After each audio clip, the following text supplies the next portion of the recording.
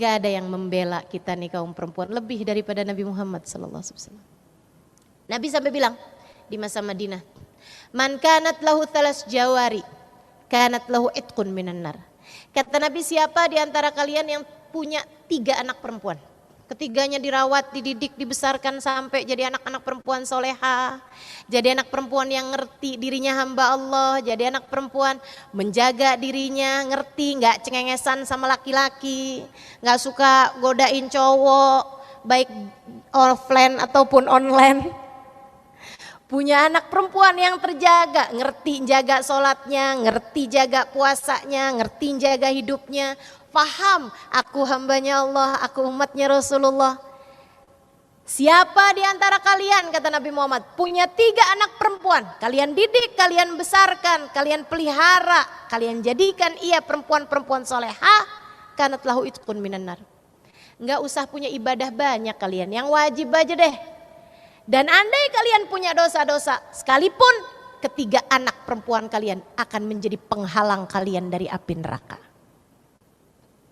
3 anak perempuan kalian akan menjadi penghalang kalian dari api neraka. Sahabat pada angkat tangan. Kaifa bil jariyatin ya Rasulullah? Gimana kalau punyanya cuma 2 anak perempuan wahai Rasul? Mau nambah lagi apa udah cukup nih? 2 anak perempuan nih Rasul punyanya. Kata Nabi Muhammad, wa man kanat lahu jariyatan, demikian pula dengan yang memiliki hanya 2 anak perempuan. Kata perawinya saya nggak pasti apa Nabi Muhammad menyebut dengan 1 anak perempuan. Namun yang pasti teman-teman saudaraku sekalian, dari sebab hadisnya Nabi Muhammad seperti ini, para sahabat, kalangan para sahabat, setiap kali istrinya melahirkan, mereka akan bertanya kepada dukun beranaknya, laki apa perempuan? Kalau dibilang laki-laki, alhamdulillah. Kalau dibilang perempuan, alhamdulillah. Aku memiliki penghalang dari api neraka. Aku punya pagar yang akan menghalangkanku dari api neraka. Insya Allah. Saudariku sekalian saya muliakan. Tuh sama anak perempuan, Nabi tuh ngebelainnya kayak begitu. Kalau udah jadi istri, kamu tuh udah jadi istri, Nabi sayangnya sama kamu luar biasa juga. Nabi pengen tahu gimana keadaanmu. Nabi itu dari semua putri-putrinya yang paling sering didatengin oleh Nabi Muhammad Sayyidah Fatimah. Dari semua putrinya ya. Yang paling sering didatengin sama Nabi adalah rumah keluarganya Sayyidah Fatimah. Kenapa gitu? Karena paling disayang, itu iya. Tapi teman-teman saya sekalian ada hal lain juga. Kenapa rumah keluarga Sayyidah Fatimah paling sering didatengin sama Nabi Muhammad? Karena mereka sangat miskin. Wahai para orang tua, jangan keseringan nengokin anak-anak yang kaya-kaya aja tanpa menengok yang keadaannya susah. Justru anakmu yang keadaannya susah, deketi mereka, tanyain gimana suamimu. Nabi tuh sama anak yang udah menikah, nih para istri, kamu para istri. Nabi pedulinya kepadamu luar biasa. Terutama jika kamu dalam keadaan sulit, teman-teman saudaraku sekalian, dah paling enak sama Nabi Muhammad urusannya. Ngadu sama Nabi. Tawasul sama Nabi Muhammad. Doa minta sama Allah dengan Nabi Muhammad SAW. Nabi akan sangat peduli padamu. Nabi sangat akan peduli padamu. Karena Nabi itu kalau ketemu umatnya yang perempuan, Nabi tanya. Dia umur berapa gitu, Nabi akan tanya. Kamu sudah menikah? Udah Rasul, saya istrinya fulan perempuan. Oh gimana? Gimana kamu sama suamimu? Gimana suamimu terhadapmu? Nabi cari tahu. Nabi begitu sama umatnya. Jadi saya juga bayangin, sebenarnya apa bedanya ya antara umat yang hidup di zaman Nabi dengan umat yang sekarang? Toh juga kata Allah mengatakan, wabil mu'minina ra'ufun rahim. Terhadap umatnya yang mukmin Nabi Muhammad tuh ra'uf, penuh kasih sayang, rahim, penuh cinta. Jadi ama yang hidup sezaman Nabi Muhammad Nabi begitu, ama yang sekarang juga Nabi itu begitu. Jadi andai kita nih ketemu sama Nabi, Nabi juga pengen tahu gimana nak kehidupan kamu sama suamimu. Gimana? Urusan ekonominya gampang, gimana? Urusan hidup kamu sama suami kamu gimana? Kamu sama suami kamu gimana keadaannya? Dan saudariku sekalian, sebagai para istri dari umat Nabi Muhammad SAW, siapkanlah jawabanmu. Siapkan jawabanmu. Kaifa anti bih? Nabi nanya, kaifa anti bih? Ketika Nabi berjumpa dengan seorang perempuan, sesudah perempuan tersebut bertanya beberapa hukum masalah dalam fikih, Nabi tanya, amutazawijah anti, adakah kamu sudah menikah? Rasul, betul, saya istrinya Fulan bin Fulan. Nabi bertanya kembali, kaifa anti bih? Bagaimana nak kamu memperlakukan suamimu? Siapkan jawaban teman-teman. Siapkan jawaban. Kalau kamu lagi pegel sama suami, mau ngapa-ngapain, ingetin dirimu. Nih kalau saya ketemu sama Nabi, Nabi nanya gimana kamu sama suamimu, ingetin. Kalau mau ngambil uang di saku suami, ingetin. Kalau lagi mau ngomel di hadapan suami, ingetin. Kalau lagi mau berkata kasar sama suami, ingetin. Nabi nanya, kaifa anti bih? Bagaimana perlakuanmu terhadap suamimu? Dan alangkah sangat menyenangkannya andai kita bisa bilang seperti jawaban perempuan tersebut, Rasul, saya memperlakukannya seperti yang kau perintahkan.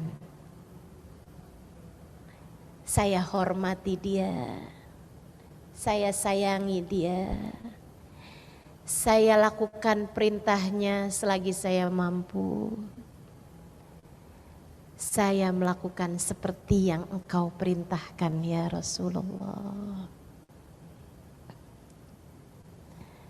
Kalau kita bisa jawab gitu depan Nabi, ya Allah teman-teman saudaraku sekalian, kamu telah membela Nabi Muhammad, Nabi pasti membelamu.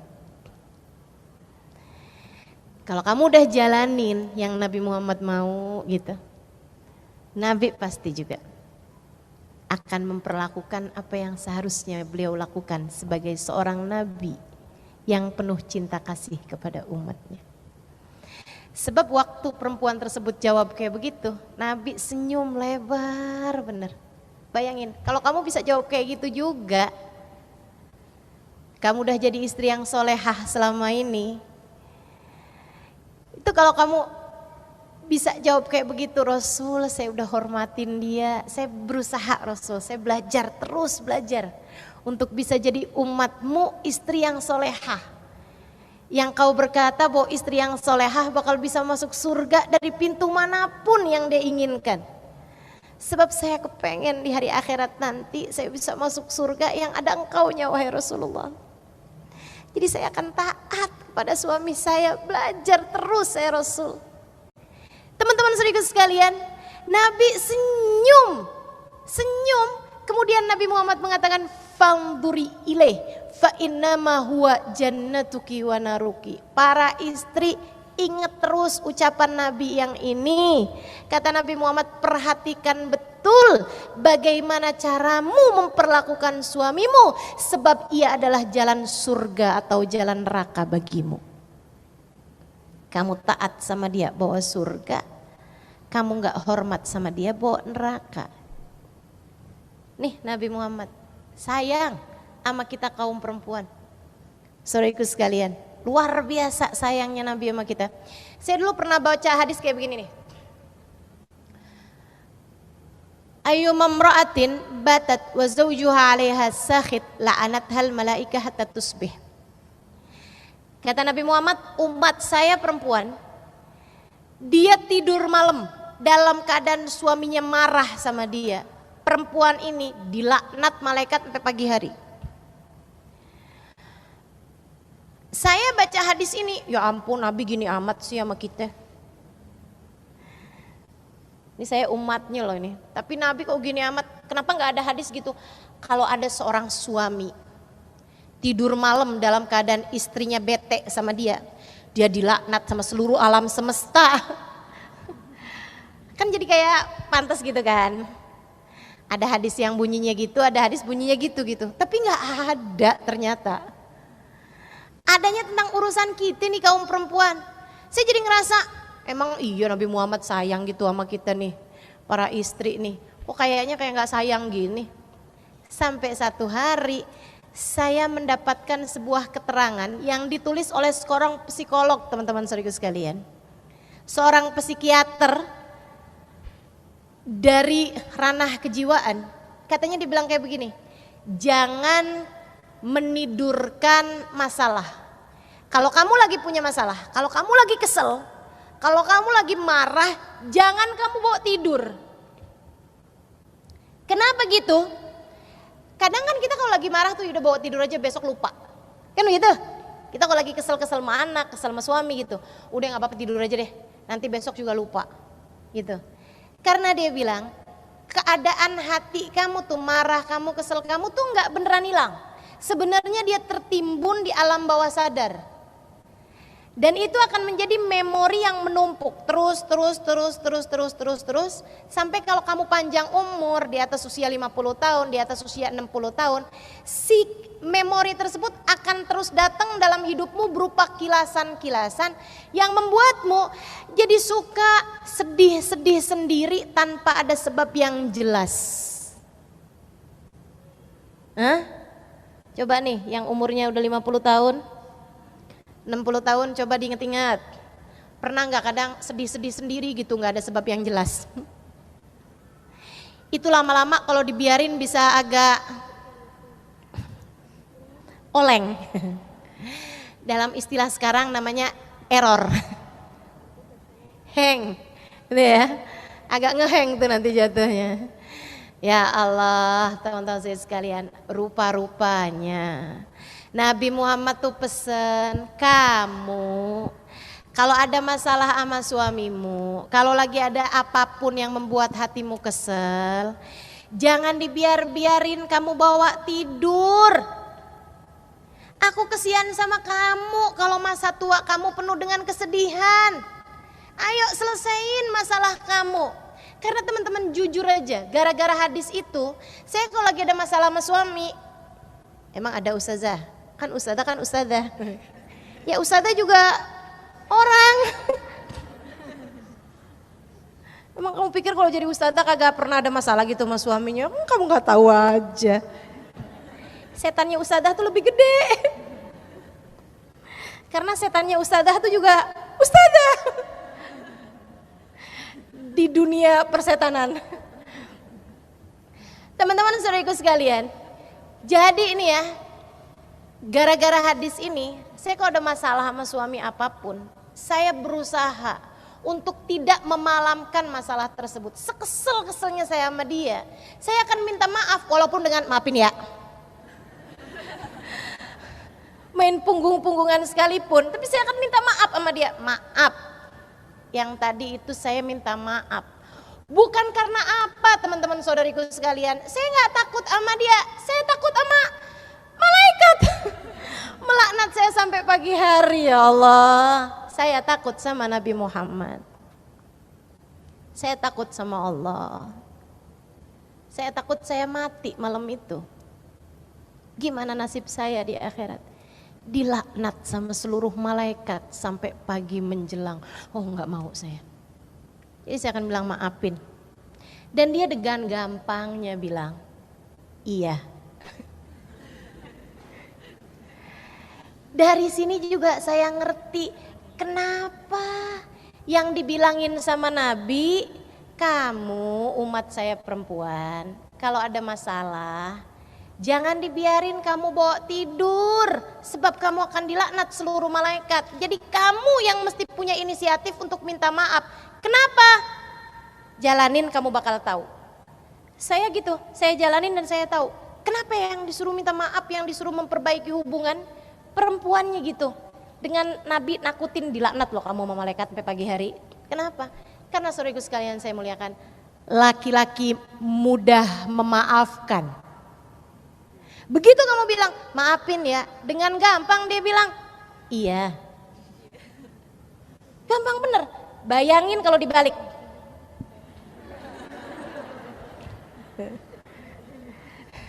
Coba silakan bayangin kalau dibalik. Dia yang minta maaf. Kita udah enak mau tidur nih. Terus dia bilang, kejadian yang tadi itu, saya itu sebenarnya maksudnya nggak gitu. Maafin saya ya. Itu ngantuk semua bisa hilang loh. Makanya saya kan udah bilang juga apaan tuh.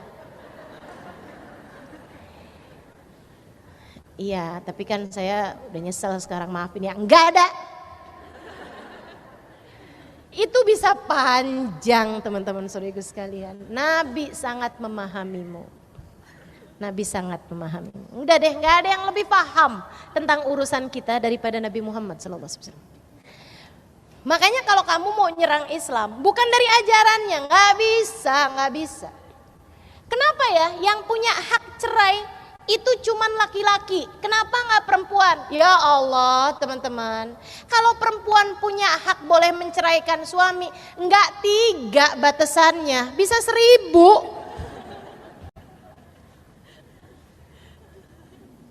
Tiap kali kesel, aku ceraikan kamu.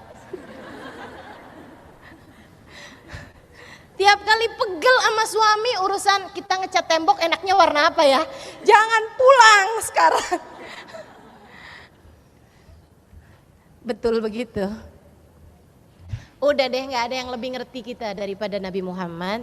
Karena semua yang disampaikan Nabi Muhammad sebagai ajaran datangnya dari Allah yang menciptakan, yang mendesain kita nih sebagai kaum perempuan.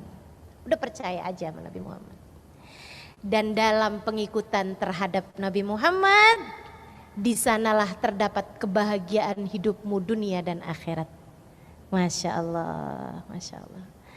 Perempuan yang dia tahu jalan cintanya kepada Allah dan Rasulnya, hatinya penuh cinta kepada sang baginda Nabi Muhammad alaihissalam. Dia tahu bagaimana harus memperlakukan suaminya. Dia tahu bagaimana harus memperlakukan anak-anaknya.